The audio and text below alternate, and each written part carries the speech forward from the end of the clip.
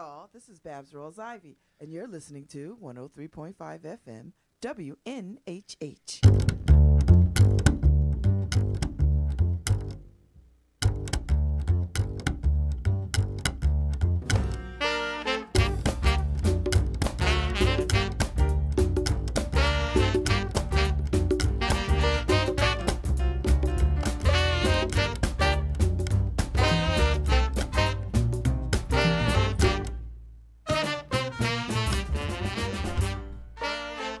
Hello and welcome to WNHH FM's Dateline New Haven. I'm your host, Paul Bass, inviting you to join me on an exploration of what makes the Elm City tick. Sue Hatfield is looking to make Connecticut tick as our next Attorney General. She's running in an August 14th primary for the Republican nomination for the job after having won her party endorsement. And she's here in the WNHH studio to tell us all about that. Welcome, Sue Hatfield. Welcome. Thank you very much for having me. Thanks for making time in your schedule. Absolutely. We're getting a crunch time. You got to be a lot of places. I am. I'm out and about on each of the four corners of the state and really enjoying being out there, meeting the voters, and just to learn more about our great state. And thanks to Yale New Haven Hospital for providing support for today's program. So, Sue Hatfield, you're running for Attorney General. The job's open. It is. George Jepson has had it and had a pretty solid lock on it, but he's not running for re-election, so it's a free-for-all on both sides. The state Republican Party did endorse you. I always get it backwards, whether it's endorse or nominate. Our conventions are opposite from national. Yeah, so we do our primary after the convention. Yeah, received a Republican endorsement by nearly 75% at the recent convention. Yeah, you've been getting around. I have. And you're running against John, how do you say his name? Shaban. Of Reading, Yes. Connecticut. Mm-hmm. So you're really getting two different corners of the state. He's down in Reading in Fairfield County, which is kind of Republican country to some extent. And then you're up in Pomfret. I am. Northeast corner. It's a northeast corner. So what makes my candidacy a little bit unique is I'm the only candidate endorsed by either party from Eastern Connecticut. And not just northeastern, but eastern. Eastern Connecticut, yeah, it's rare to have a candidate statewide from Eastern Connecticut. That's because it's less populated, right? It is. And New London is the only place we hear about, and that's the southern eastern part, right? Correct. But you're up in Pomfret. I am the quiet corner. Now, back in the day, it was called Little Appalachia up there. There was more poverty there than in other parts of Connecticut. Is that still the case, or have things changed? Pomfret's a little bit more affluent, but Eastern Connecticut certainly doesn't have the wealth that Fairfield County has. It's still, in some areas, a very depressed part of the state, but great, hardworking people. Is it pretty up there? It really is. Have you made it out there? I haven't been there in a long time. I went to hear some folk music there, my wife and I, like a million years ago. Yeah, Vanilla Bean. That's a popular spot. And they've done a lot of great things in Putnam. A lot of there's a playhouse. There's a lot of great restaurants, some antique shops, and it's become more of a destination that people go to. So, well, Sue Hatfield, you have an interesting combination of professional experience. You've been a nurse here in Yale New Haven Hospital. I have. So did you commute like that? You slept all the way from there? I did. Well, I was living my husband and I were living in Plainfield at the time, which is a little bit further south of Pomfret, but still over an hour commute. What did you do on the ride? Did you have like books on tape or? Gosh. So my mom and I worked there for years. She worked on the floor up, WS3. I worked on WS2. So it was really a great experience traveling in with my mom for many years. So you commuted with Mom and you were on the same shift. You got them to schedule you together. We did. We got hired the same day. We went down to Yale New Haven. It was a job fair.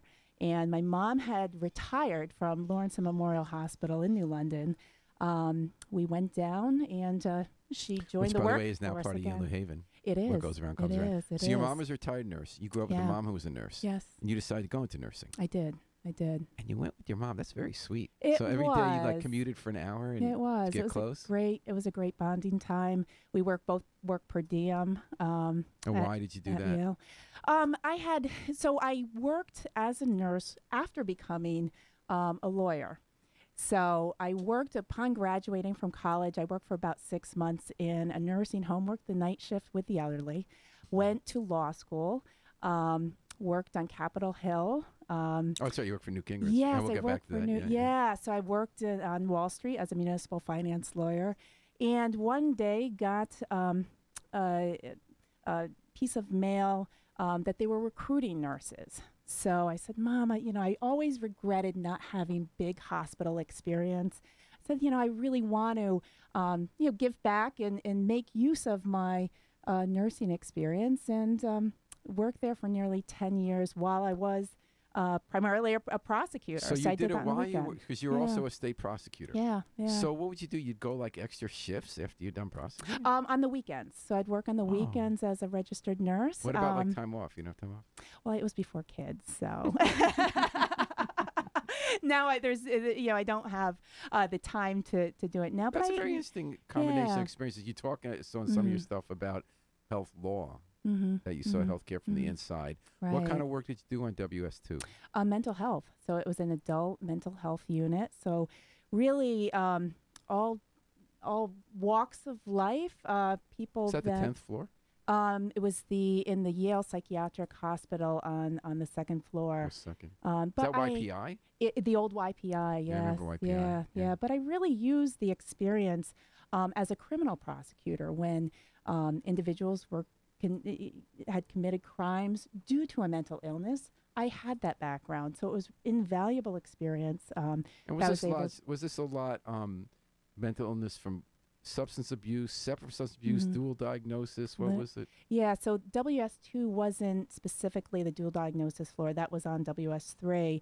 But we did get some patients that also had the dual diagnosis component to their And you mental said health that care. as you brought insights from your work as a prosecutor. Let me lead you on with a question. Does that mean if someone's giving you a BS story and not dealing with the problems, you could say in a kind but firm way, okay, you're BSing me, let's really talk about what's going on? When dealing with defense attorneys, a lot of them know about my background as a nurse and encourage me, hey, my client, I'd like you to meet them. They're in the hallway. And if I'm ever given that opportunity, I always say, yes, I would love to meet your client and talk to them one-on-one with their defense lawyer No, present. I meant in the hospital. Yeah. How did your experience as a prosecutor help you deal with the people who were wrestling with mental illness? That I kept separate. So when they came through the courthouse doors No, I didn't mean that. I meant like how in your ability to help them as a nurse, had you learned anything as a prosecutor that gave you a skill that you're able to transfer to helping people with mental illness? So a lot of the patients, I never brought that up that I was a prosecutor. So I never, talked about that on the unit for obvious reasons. I kept that very separate. But just when bringing issues back to the rest of the healthcare team, it was important to bring my experience generally as a prosecutor as to the criminal justice system. Well, what I meant more was like, were you able maybe to have more of a radar of when people were BSing? Because I know one challenge in dealing with people with mental illness is you don't want to enable them. You want to be caring and helpful, but you don't want to enable them when they're avoiding core issues and drawing you in. And that's something I had to learn to help dealing with people over like 20 years. I just wanted to be a prosecutor helps because you heard the stories. Oh, it does. No, it did. It did that aspect. And it's no less compassionate. Absolutely. It could even be more. But absolutely. So Sue Hatfield, you're running for Attorney General for the Republican nomination, and you talk in your writing about running for this office about the opioid crisis. And that you feel the Attorney General, we'll get to what an Attorney General does, because people have a lot of misconceptions about that. There is a lot an Attorney General does and can do, and there's a lot you can't do. You're not a criminal prosecutor. Correct. So what is specifically are you going to bring from that experience, both as a nurse and a prosecutor, to the issue of opioids as the top civilian lawyer of the state? Well, I've seen the issue from both sides of the spectrum, from both being a criminal prosecutor where defendants come through the courthouse doors having committed a crime while they're addicted to opioids. And I've also cared for patients at Yale New Haven Hospital when they've been addicted. So I believe that what I can bring is, a knowledge base and really work together and bring my office, the full force of my office when I am so fortunate to become elected, to work with the Criminal Justice Division, to work with healthcare across the state. What is the Attorney General's role in that? Like, for instance, and we're going to talk about this too, you're critical of, when's the last time a Republican was elected Attorney General? 1950s. All right, so the Since so the the job has become 1950s. something very different from what it used to be once Mhm. Joe Lieberman had it. Mhm. It went from a kind of backwater, hands-off, Mhm. give legal opinions and file the occasional suit job to high-profile stepping Mhm. stone, file a lot of class action lawsuits, Mhm. sue big companies. You call it the Blumenthal effect because Mhm. more people remember that. Mhm. Older Mhm. people remember when Joe Lieberman had the job. And Jepsen, they claim, they've been activists in something like opioids. They say we sue big pharma, Mhm. Mhm. or Mhm. we bring in a lot of money to the state by holding big corporations accountable. Mhm. I think I got from reading your stuff that Mhm. you are arguing that that's actually overstepping, making a business unfriendly environment and not really doing what Attorney General can do Well, or it's a should do. balance. It's a balance. And if certain pharmaceutical companies put patient profits above patient safety, they should be held accountable for it. But it's a very difficult balance because you do want to make Connecticut more business friendly. You don't want to drive out more businesses, and you want to make Connecticut more business friendly. So with the opioids, it is a balance. What marketing practices are is one of the components, and are they putting patient safety below profits, which is, It's funny, I had in here researchers from the Yale Mhm. School of Medicine who have Mhm. done a lot of the groundbreaking studies on addiction, who said that while it's fair to accuse big pharma of Mhm. deceptive practices, that kind of they said for a tiny fraction of the problem. Mhm. Mhm. They said that the Yeah. issues really aren't legal. Mhm. There's many different ways to look at this. The other thing is the fifth vital sign. So when I was Pain. a nurse, pain. So we didn't used to Pain. say that pain was a vital sign. So we do prescribe more opioids, Right. not because of sleazy marketing practices, but because as a society, we've decided that you have to, just like you have to keep people Mhm. breathing, you have to Right. keep them out of pain. Right. And as a nurse, what is your pain level? 0 to 10. And there would be acetaminophen. So that was a PRN as needed. So you would provide the patient with the Tylenol and then assess that same patient in 30 minutes. And if their pain was no less, you would call the doctor to let the doctor know. And many times a stronger medication is prescribed. And, there is some thought to the fifth vital sign playing a part in addiction. But on the flip side of things is the JACO and the patient surveys. And, if the doctors don't prescribe and don't address the pain, they could be held accountable or, And isn't there also argument that you can't heal while you're in pain? that is true too. So it's I don't know if it's true. I'm not a doctor. No, but there is. I mean, pain affects every part of your being, from your physical to your mental, and there are very valid and appropriate uses for opioids to help patients deal with their pain. But it's just, you don't want doctors over-prescribing, and perhaps if there is a certain doctor that's over-prescribing and not limiting the drug as it should be in specific cases, maybe holding them accountable through the Department of Public Health. So there's no one easy answer. The other item is education, and really, educating our young people as to addiction and potential, peer pressure that comes. Mark Arthur is listening, gives a thumbs up to you, and Matt Taylor says, "Great job, Sue." Thanks for listening, Hey, folks. thank You're you, listening guys. to Dateline New Haven at WNHH FM 103.5 FM, live streamed at newhavenindependent.org. We're talking to Sue Hatfield.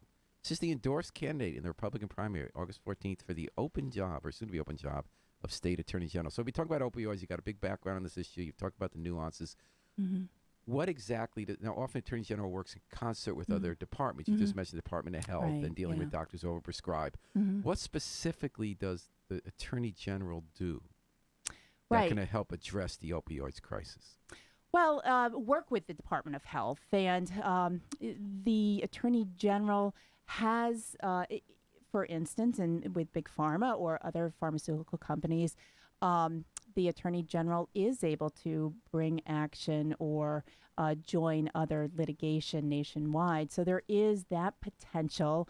But also, the Attorney General for Connecticut needs to balance business as well. So we have to be very mindful. So I got that of you're talking our- about, and that's yeah. one part of the role is Right. lawsuits. But what Mhm. else does the Attorney General do that deals with opioids? Well, the Attorney General, from me with my unique background, and I am a firm believer that education is key. And I will be going around the state to different schools and talking to the young people as well from both the Attorney General's perspective and what I'm doing on the educational front. But why is it And an educational job, Attorney General, deal with the public health that's issue? one additional way I'm going So to you wanna reach take it out on, to. Absolutely. And you want to find ways that aren't just legal action. Absolutely. I think it's important for our children to have connection with the Attorney General, and especially this is a position that no woman has ever been elected to. Right. I remember Clarine Nardi-Riddle when Joe Lieberman became a senator, right? Yeah, Did it was part-time. appointed. Yeah. So I think it's important getting out into the community and reaching out to the youth, and to the young women, our future leaders, and with the boys and girls alike, and just to be a role model for them. I think that's a very important aspect to bring to the Attorney General's office as well. Okay, and as I said, the job got redefined in the Lieberman and then Blumenthal eras, and you talked about the Blumenthal era online. Right. Mm-hmm. And you said, I just want to ask you a little more about that. So, Right. He was known for tobacco settlement litigation, for antitrust stuff with Apple and Amazon. George Jefferson's continued with financial fraud. You've talked in this episode about striking a balance. You sometimes have to go after wrongdoing, but don't overdo it Right. to chill the business climate. Is that what you're talking about when you're talking about the era, or are you talking about anything else in terms of defining this job? Well, I think it's defining the job. I think people, what I ask many people across the state is, what do you want in the next Attorney General? What people want is somebody to focus on the issues of Connecticut. And, that's something that I will do. We have a limited resources here in Connecticut. And I believe that we need to focus on issues here at home, whether it's going through the regulations and making proposals to the General Assembly as to which regulations are impeding our business growth. And And again, why is that an AG position? I'm not saying it's not. I'm just trying to understand. We have the auditors, Right. which are bipartisan office, do great work. They issue reports because you talk about what bureaucratic agencies could be working more efficiently, not carrying out their purposes, wasting money. What's the legal angle? Why is it a people's lawyer issue? You do give legal opinions, and you do give legislation as Attorney General. I think one issue is discrimination in our state, and really focusing on discrimination in our state. Against. And, first off and foremost is making sure that our state agencies are in compliance and not acting in a discriminatory way. But I mean, discriminating against whom? Anybody, whether it's women, whether it's men, whether it's people with disabilities, whether it's racial related. I know firsthand, working for the state, that when I was 8 months pregnant, I had an issue. Oh, yeah? What was that? It was pregnancy discrimination, Really? and I fought it. I'm reading a lot about that these days. It There was just a big is. story in the Times yesterday, 2 full pages of women's pictures from all different walks of life. Right, Issues like you're talking about. Right. Were they telling you they were going to make you do work you weren't supposed to be doing, or not giving you a Well, leave? let me give you a backdrop of the importance and significance of this issue today. When Justice Gorsuch went through the confirmation hearings, Senator Durbin asked him about family planning and discrimination of families and so forth. And he brought up the issue that, as with his law students, he always asks every year for a show of hands of those women out there that have been asked an inappropriate question in the workforce. And he's always shocked by the number of hands that go up. So looking back on my situation, which was in 2007 when I was pregnant with my first child, it was hypercritical of my work. I had been off of my 1-year probationary period where I sailed through with flying colors. Nothing was ever mentioned. Where are you and, stationed? What's your office? I was out in Tolland. All right, so you didn't have to drive too far. I was out in Tolland.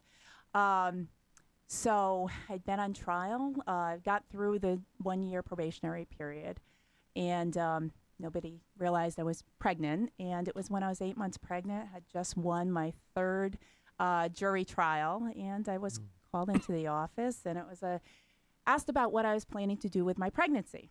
And from there, it proceeded to penmanship and Penmanship. What year? Was that 2007? Were people still writing things then? on the files, yeah. So not to go too far into. And it was a male supervisor? It was not to go too far into the details at this point, but it took about 13 months to go back to work because I said I'm not going back to this specific supervisor. It took 13 months. Did you file a complaint? Absolutely. And what happened with that complaint? Absolutely. It finally, Norm Pattis represented me Really? in federal court. Oh, Yeah, I have a wow. lot of respect for Attorney Pattis. Norm does great cases. But what has happened in the 10 years since then is women, prosecutors, attorneys come to me because they're pregnant and they're concerned. So it still happens today. You know, one So what woman. was it? You won a case in federal court about this? It was settled. It was settled. And what were you seeking? Damages or I was reassignment? seeking there was no real monitor. I just wanted this not to happen again. I wanted to return to a position that I wasn't under this specific. And they weren't just do that for you? You had to go to court for that? I had to go to court. Federal court because you're saying federal anti-discrimination law. Yes. And in the Yes. end, what was the Yes. settlement? I returned to a job that was not under this specific employer, and they're compensated with legal fees. That's all I wanted was. I'm glad Norm got paid. So what do you think about the whole Me Too movement now? This is before Me Too. Yeah, this was where it was just me. Hashtag me. Okay. So, but it was, and I understand why women don't come forward. I truly do. Here I am, a lawyer, and it took 13 months to finally get an appropriate resolution, and this was under a Democrat Attorney General. So, as the next Attorney General, was it Blumenthal then? it was Blumenthal. It was wow. Blumenthal. So you got some yes. history here. I do. And but what I will do to change this is I'm going to focus on our issues here in the state because I know it's still happening. Most recently, within the past 6 months, a woman was told to just stop breastfeeding. Stop. If pumping is an issue. Where was this? I've heard of pumping cases over the years. Pumping was an issue. Just stop pumping. Just stop breastfeeding. So as a woman, I think I'll be a very strong voice, and I understand why women don't come forward. There's a big risk of potential harm to your career. There's a potential risk that you're going to have to proceed to go the distance, to go to federal and the court. AG's role here, is that partly keeping the rest of state government honest as the lawyer for the state government? What's the AG's role in this? The AG's role is, so the AG's office did go to federal court. They that's right. defended the action. That's right. They represent the state. So right. maybe if the next Sue Hatfield has an issue, you could stay instead of defending it, saying let's settle before it goes to court. Well, there is the 3-125 that if there is wrongdoing by a state actor, that is a big exception. It shouldn't take 13 months to go back to a position that is open to have a place that you're not under scrutiny, especially as to penmanship and can't see into my office and so forth. So, I will be a staunch advocate for women, for all individuals alike, because I know the difficulties of coming, standing up and to having a voice and having that voice heard. The only way I could be out for that long is I was a nurse. Oh, so I was able to work as a nurse At Yale while New Haven. I waited. And advocated that I should not return to that office. And 13 months later, I was able to do so, but it shouldn't take that long. And here you are now running for Attorney General for I a am. Republican nomination. I And we're am. talking about that on Dateline New Haven at WNHH Yeah. 103.5 FM, live streamed at newhavenpin.org.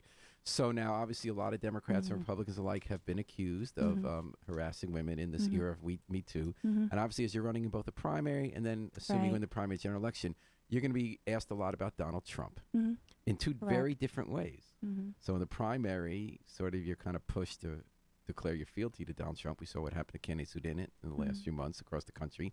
And then in the general election, you're going to be facing a lot of people, especially in places like New Haven, who see him as Darth Vader. How do you feel about Trump on the Me Too issue, given the revelations that have come out? Well, speaking to my own background, that's how my position isn't, Donald Trump's not relevant.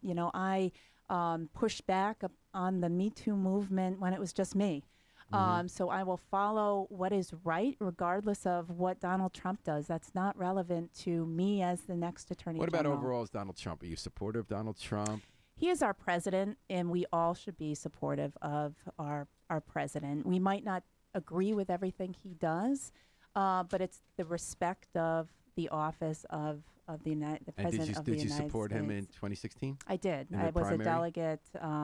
I was a delegate to the convention in Ohio, Oh, that's right, and I yeah. was one of the delegates that did vote for him. And the reason I'm asking you is because the way the Democrats are running for the office, what they've identified as the route to victory, especially in the primary, but I think also in the general, is they believe running against Donald Trump is the route to victory.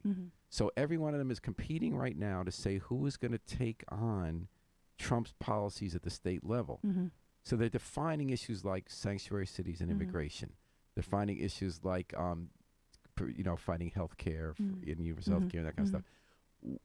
Where do you stand on that? Do you support the president's policies? Do you see the AG as a position in which to follow his policies, let's say, on sanctuary cities?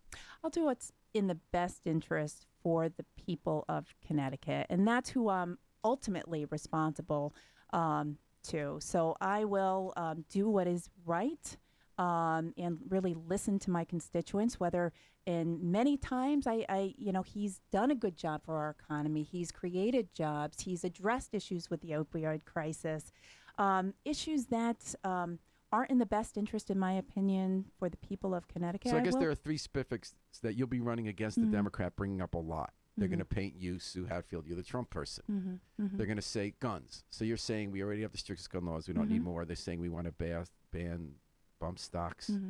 Is that you're going to be your position that you feel like you want to roll back some of what we've done, or you advocate not going further? Well, the Attorney General enforces the laws, and Connecticut has some of the strictest gun laws in the country. And one of the laws as a prosecutor, I've worked with is if a person's at risk of harming themselves or others, there is the seizure statute where a search warrant can be done and the guns are seized. And we all can agree that nobody wants guns in the hands of somebody that is at risk of harming themselves or others. And as with any law, it needs to be appropriately utilized. I know that in some instances I've heard where people oppose that law is because it can be used against somebody. Say, for instance, there's a antique gun collection and there's a contentious divorce, and a wife wants to, leverage that position. She might, make an allegation, but as a prosecutor, as a fair and balanced prosecutor, I've handled cases day in and day out where whether it's a domestic violence, I never believe a woman, I never believe a man, I follow the truth.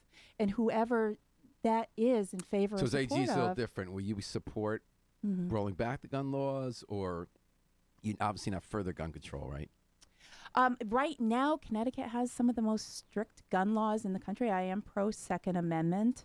I support the Constitution, and we have to be careful of what is the flavor of the month this month. And it quickly whittles away at our constitutional rights. So my position is that we have some of the strictest gun laws. We don't need any more. We need to focus on mental health. We need to focus on our children and bullying, because there is a lot of research out there that is that our children that are bullied, especially our young boys, they act out in violence later on. And I don't think our state has been particularly good role model. I entered this race in the exploratory, and I had to explain to my 10-year-old son why the deputy undersecretary for criminal justice put out on a Twitter feed that I'm a full force racist enabler. Right, who said that? Mike Lawler. So, that's not role modeling as we should. We need to be better than that, and that's why I believe people have been very supportive. What was he basing that on? I believe, but it was unspecified, that it was based upon my support of Donald Trump. But at the end of the day, we don't tolerate that on the playground. Why do we tolerate? Why did he never apologize? We would have required our 8-year-old, our 10-year-old to apologize if a tweet was put out about their classmate. We need to be better role models. And that's step number one. We as adults need to really role model for our children. And that is, we need to stop the bullying in school, the cyberbullying, which, research, has indicated causes some of the later Violence. outlash and violence. Then on health care, again, the Democrats arm position themselves, people who try to preserve, let's say, mandates. Is that really an attorney general job about mandates for carrying health insurance? Because you're against that. Well, what I am for is pre-existing illnesses. So you would still cover that. I believe that. But is that an AG issue? Theory, it could be. It could come or up is it in more this, like as a constitutional officer that you have a platform? I do have a platform on that as a general position. I believe that pre-existing illnesses should be covered when somebody moves to a different job, gets new health insurance. That person should be covered, and with health care. As a nurse, I support that. And what about sanctuary cities? They're all very much in favor, and that's very popular in New Haven. So right. If you campaign here, people are going to ask, Right. Yes. And what would you do on that issue? As a Republican, we are the party of inclusion, and I support legal immigration. Sanctuary cities, I oppose it. I oppose sanctuary cities. A lot of people that are here in our country, in our state, as first generation, what they say is, we stood in line. We did everything that was appropriate. And why are people that jump the line, kind of, if you go to a DMV where you're at the back of the line and you're rewarding the person if you're in the back of the line DMV, you're never getting anywhere. Joanne Eiler says, good. She's listening. Thank you for listening, Hi, Eiler. Joanne, How are you? to Dateline New Haven.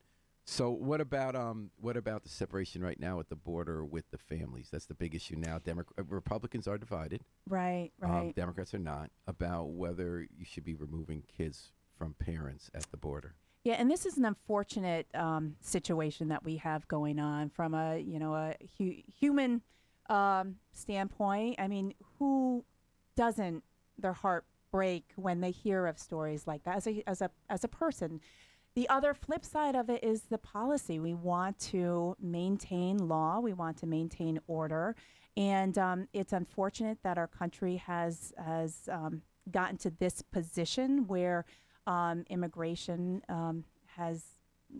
we've deteriorated to this. I think all sides agree there needs to be a broader solution to the problem. In the meantime, do you support the president's policy of separating parents and children? What I support is I believe that we've made the path to becoming legal citizens almost too stringent.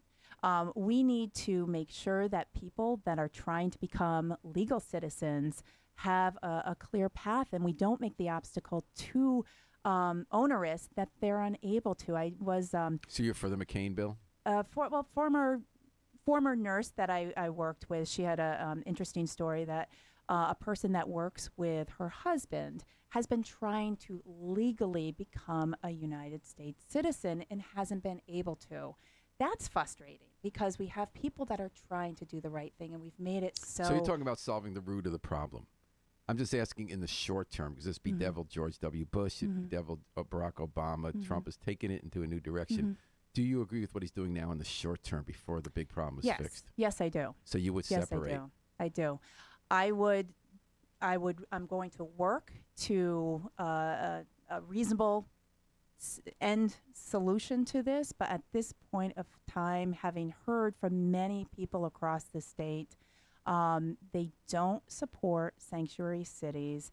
There needs to be law. There needs to be order. There's separate from sanctuary cities. I'm talking about specifically the separating parents from kids, 'cause that's the issue of the day.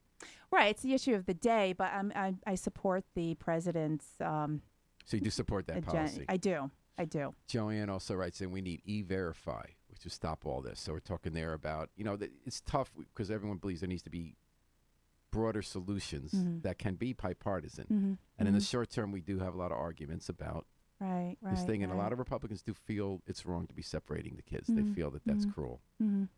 But your sense is that they're breaking the law. The argument was maybe Homeland Security. We need more discussion about the children. I mean, as a mom to two young boys, William and Daniel, ages 6 and 10, there should never be a bright line rule as to anything that really impacts the children. So we do need more discussion about things. And if I can't paint a broad brush about what we'll do in every single situation, but we do need to talk further about it. I mean, the Democrats want to just paint the Republicans as, the separators of children. I think we're human. I'm human, and I'm a mom. And at the end of the day, I want to do the right thing. Harry writes in, very brave. Okay. So the last issue, I talked a lot to the Democrats running, Claire Kindle, Michael D'Agostino, when they were in, about the role of the Attorney General as the lawyer for the state. Right. And when you're giving advice, so when you're running for office, you're emphasizing the values that you're asking voters to support, right? We've talked about some of those issues here, and that's up for discussion. And that's in the role as an advocate, right? When you file a lawsuit, you're an advocate, and the Attorney General decides whether or not to file lawsuits. Then in another role, you're giving advice. So Democrats were divided last session, not this year, when Attorney General Jepsen gave it a legal opinion to Dan Malloy that said you could change the process for bargaining with state unions. He didn't say you should, but he said there is a legal argument for that. His argument was I had to give an honest legal opinion, even that didn't advance, let's say, the cause we wanted, which was that we wanted to protect labor bargaining rights. And the Democratic candidates were divided on this. Like one idea, and you find this in religious law too. Do you find a solution based in law that supports values you want, or do you really go strictly to the law? So, for instance, if you had to give an opinion on labor, because you've also been critical from the other side, as many Republicans are, about state bargaining agreements, if the law, under your understanding, said that you couldn't reopen contracts with unions or change the bargaining process, give the legislature a final veto, would you give that opinion, or would you try to find a legal basis to be able to revisit state labor contracts? I would give an opinion based upon the law. Even if it is not how I believe the law should be, I would follow the law. As the top attorney for the state, I believe that in giving advice to a client, you need to give them advice based upon the law as opposed to what you believe it should be. And this question I asked Chris Maddie, I want to ask you. So can you give me an example of an illegal opinion you might have that goes against the desires that you would have for policy or that your supporters would have? Like I asked Laddie about labor. You give me an example of an opinion you might have or a decision you've ever made that labor unions didn't like. Can you give me an example of a decision you've made or might make that Republican constituencies might not like? Could you be a little bit more specific? Well, I'm asking for the specific. Like, did you ever have to make a decision as a prosecutor, or is a decision you might make as Attorney General, an issue that you're saying this is the law, this way it's got to be, even though it doesn't support, pro-life side or anti-sanctuary city side, that kind of stuff? Well, as a prosecutor, I mean, you do make decisions each and every day as to what the outcome should be. and you do what you believe is right. Even if you believe the person should get a suspended The sentence. classic or- cases are like ACLU, who helps the Nazis march in Skokie because they believe in the free speech issue, trumps it. Can you give an example of something you did in court or a decision you might make as AG, very specifically on an issue where you feel like the law might not support the policy outcome you'd want, or something you had to do in court once you said, gee, I let the sleazy bag go off, but like, the law is important and they didn't have them. Well, I think discretion as a prosecutor, you have prosecutorial discretion. So there has been an instance where I didn't pursue prosecution on, say, minor in possession of an alcohol in public, but based upon what was in the greater good. And I had one specific case of a gentleman came before me and minor in possession of alcohol, and I asked him, how is he doing in as a student? He was a UConn student. He said, I'm failing out of school. So instead of just having him plea to that charge and lose his driver's license, I asked him, where are you living? He was living off campus. And he was struggling in school. And if I had gone with the specific standard offer, he most likely wouldn't have had a license to get to school and most likely would have ended up failing out of school. So what I did is I continued the case for a period of time for him to get he had motivation to get his grades up. He came back and I think he doubled his GPA. I ended up disposing of the case favorably. So it's a little different than what you're asking. That's a good answer. Mark Arthur thinks it's a great answer. Oh, He writes in, well, too thank many you, Mark. people in AG's office recently have tried to be policymakers in Connecticut. Any take on the Trump-Mueller showdown? Can the president pardon himself? Can he be? These are a legal question. Right. I don't have a simple answer to that. Most people don't. Yeah. And what about Newt Gingrich? You talk about how the former House Speaker was someone you worked for on Capitol Hill. I did. What's the one biggest takeaway you took from him? Is the one biggest takeaway is to have a backbone. He was a man of, he truly was a leader. And as the next Attorney General, what I learned from working for him was the way he ran his office. Everybody had the utmost respect for him. He treated his people fairly. People would go to the ends of the earth to finish a project for him, to really to implement his policies because they respected him. He was and he somebody. had everyone read Future Shock in the House of Reps. Remember when he got elected? He gave out Alvin Toffler's book. You don't remember this? I don't remember that He specifically. wanted the caucus but to start thinking about ideas. yeah, but I mean, he taught everybody to think for themselves, whether it's how he believed the outcome should be. He taught us all to think for ourselves and to defend our positions. Most interesting assignment that I ever had was working for the speaker, which his philosophy was government doesn't need to regulate everything. And much like, Sue, would you research this? Much like toilet paper. And toilet paper has just evolved over time. We The regulate size toilet paper? of Like it's got to be two-ply or something? That government doesn't need to regulate everything. Some things we can be hands off and it will just simply regulate itself. And, he was always thinking outside the box of getting people to think of a problem in a different way. And that was one of the issues that I tongue-in-cheek wrote a long response, starting with the corn cobs to the Japanese washlet. But we always had interesting and insightful work to be done working for him as the speaker. Sue Hatfield, we recently saw you in New Haven at the Republican Town Convention. You met Ibrahim Sharif, Yes. who found out you were a high school basketball star. What position did you play? I was an off guard. I was a 3 guard. So I played for Griswold High School, was all state for 2 years, and held the state record in 3-point field goals. I tied the men's record twice for 9 in a game, and I held the women's record. See, when I was a kid, they didn't have 3-pointers in the they NBA. didn't. It was the ABA. Yep. And yep. the insurgents told them how to break the rule and make them orange. And then Sue Hatfield got to play basketball and made her name with 3-pointers. I did. I did. Very interesting. I did. Did So you end up doing a game? He said he invited you to organize a game to expose Yeah. Republicans to kids. Yeah, and we're still in the process of doing that. Okay. So I think it's a great opportunity, just like I said earlier about traveling the state and getting in touch with the children. I think it's very important as well. From in sports, it's the great common denominator. It doesn't matter where you're from, who you are, who your dad is, who your mom is. It's a great building, person to person. And you're actually going to be building next experience. door in a week. You have a fundraiser coming at Ew. Zaffer Rum Bar, one of our favorite places. So are here. you going to come? I'm not sure. I'm not sure if I'm free that time or not. I might send somebody. Yeah. But they make very good cocktails. And they're 259 Orange Street, Monday at 6 to 8 p.m. And that's for Sue Hatfield's campaign Hope to see everybody there. to be Attorney General of the state of Connecticut. I really appreciate that you came in Thank to talk. you. It was so nice to meet you. It was very nice to Very meet you interesting too. to talk to you. Thanks, It was folks, nice who to meet you listened and too. posted comments to our Facebook Live feed. Hello, everybody. I want to thank New Haven Hospital, where I used to work, Yeah. for providing support for today's program. We're going to take it out with the Afro-Semitic Experience performing I Wish I Knew How It Would Feel to Be Free from the group CD A Plea for Peace. Now, we know what it's like to be free. We just got to remember to book our flight. Book your flight with us all day and all night long here at WNHH, New Haven's home for community radio.